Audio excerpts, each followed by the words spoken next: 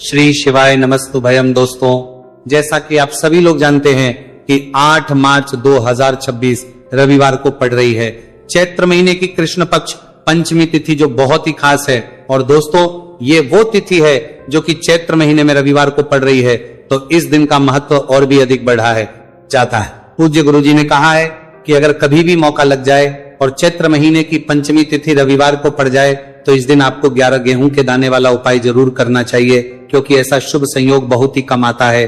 और दोस्तों, इसी दिन किया जाने वाला पंडित जी द्वारा बताया गया 11 गेहूं के दाने वाला उपाय आप लोगों को जरूर करना चाहिए। और अगर आप लोगों ने इस उपाय को नहीं किया है या किसी कारणवश नहीं कर पाए हो तो पंचमी तिथि के दिन इस उपाय से मत चूकना। दोस्तों देखिए, ये दिन इतना खास होता है, इतना महत्वपूर्ण होता है। देखा गया है कभी कभी बड़े पूजा पाठ अनुष्ठान से जो मनोकामना पूर्ण नहीं होती है, वह चैत्र महीने के रविवार के दिन एक छोटे से उपाय करने से ही आपकी मनोकामना पूर्ण हो जाती है। और बहुत सारे लोगों ने इस उपाय को किया भी है और उनको इस उपाय को करने का फल भी जरूर मिला है। अगर आप लोग भी इस उपाय को रविवार पंचमी तिथि के दिन करना चाहते हैं तो आप इस उपाय को पहले अच्छे से समझ लेना, सुन लेना, उसके बाद करना। आपको इस उपाय का फल जरूर मिलेगा, करना, आपकी सभी मनोकामनाएं पूरी हो जाएंगी।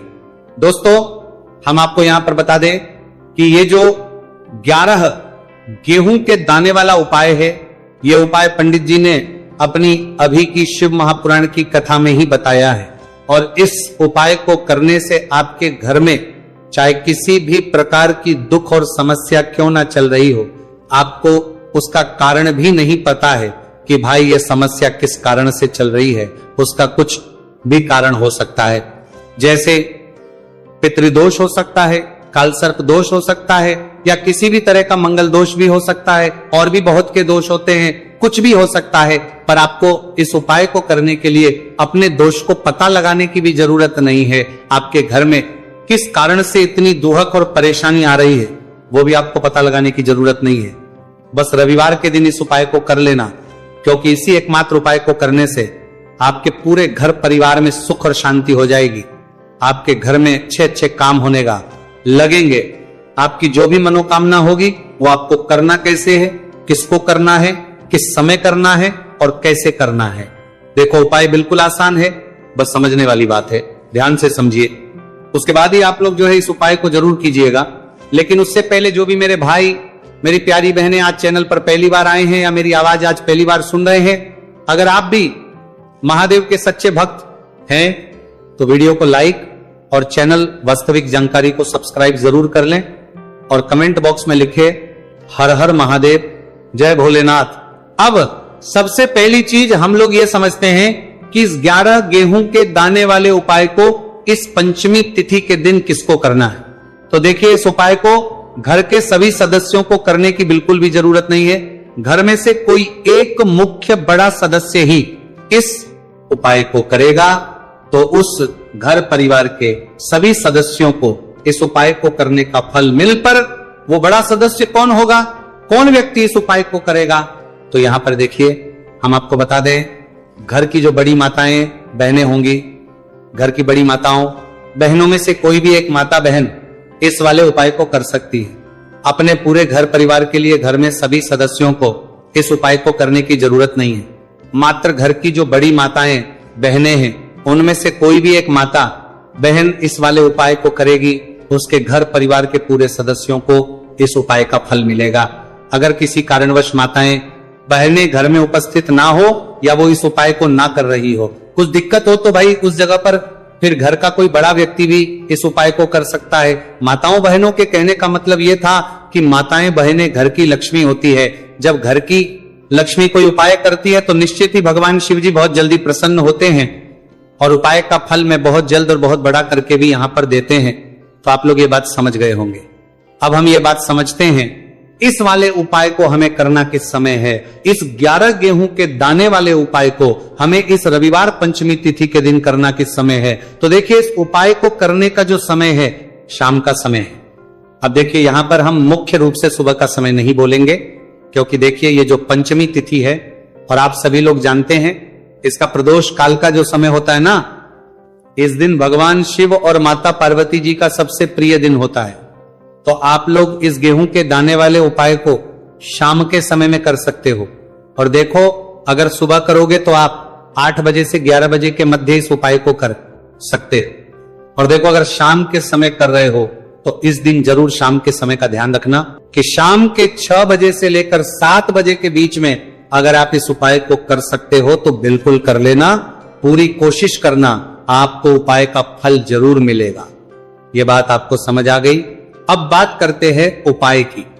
देखो, गुरुजी ने कहा है कि अगर रविवार के दिन पंचमी तिथि पड़ जाए तो इस दिन आपको 11 गेहूं के दाने वाला उपाय तो अवश्य ही करना चाहिए। देखो, यह उपाय यदि आपके जीवन में कर्जा बहुत अधिक है, आपके जीवन में संकट बहुत अधिक रहते हैं, आपके ऊपर बहुत अधिक विपदा आ रही है, बार बार आपको अपने व्यापार में और अपने धन को लेकर देने के लिए में हानि देखने को मिल रही है, यानी कि आपको प्रत्येक कार्य में हानि हो रही है, तो आपको यह करना चाहिए। देखिए, इस उपाय के लिए आपको 11 गेहूं के दाने आपको लेने हैं। ठीक है, 11 दाने लेने के बाद में आपको जरूरत होगी चावल के दानों की। 11 चावल के दाने और 11 गेहूं के दाने, और चावल के दाने खंडित नहीं होने चाहिए। अब आप कहोगे भैया गेहूं कहां से लेने हैं? देखो, आपको किसी भी किराना स्टोर पे गेहूं के दाने मिल जाएंगे, जाके ले लेना। ठीक है ना?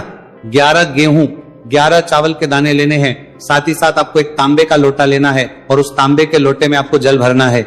जल खुद के घर का होना चाहिए, मंदिर का नहीं होगा।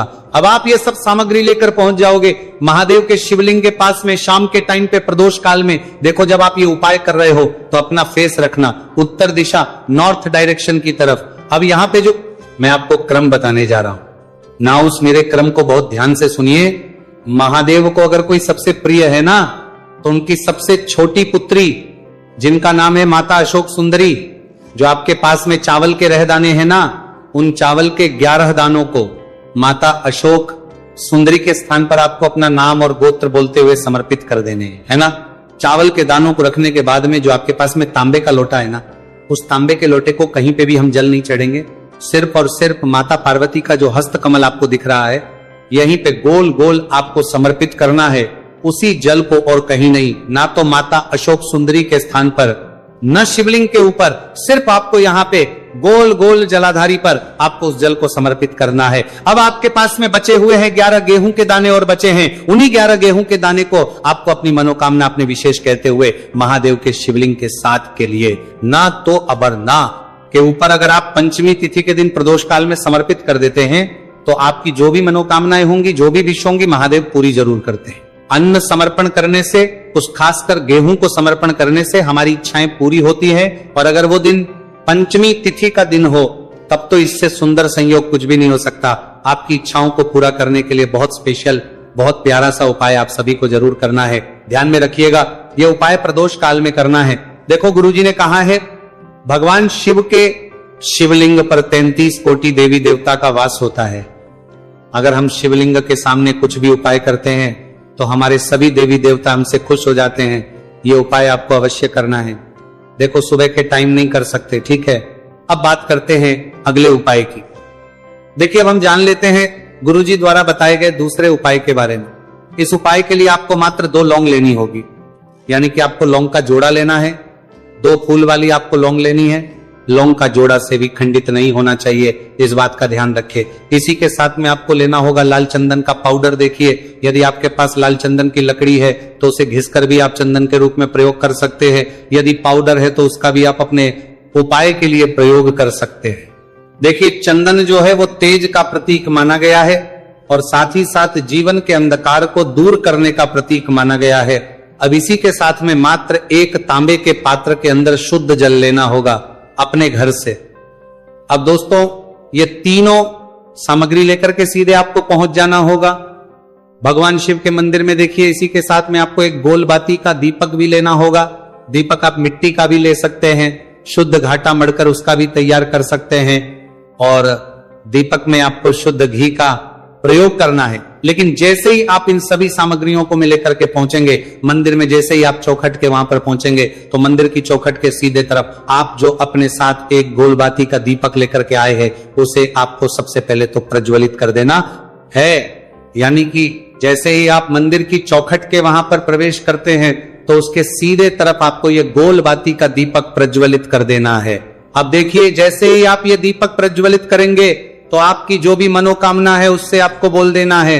आप इस दीपक को इस प्रकार से प्रज्वलित करने के बाद इन सभी सामग्रियों को आपको शिवलिंग के पास में लेकर पहुंच जाना है। अब देखिए दोस्तों, आपके पास जो एक तांबे के पात्र के अंदर शुद्ध जल है, उसमें से आपको केवल आधा लोटा जल ही भगवान शिव के शिवलिंग पर अर्पित करना है। आधा लोटा जल आपको उसी पत्र के अंदर बचा लेना है।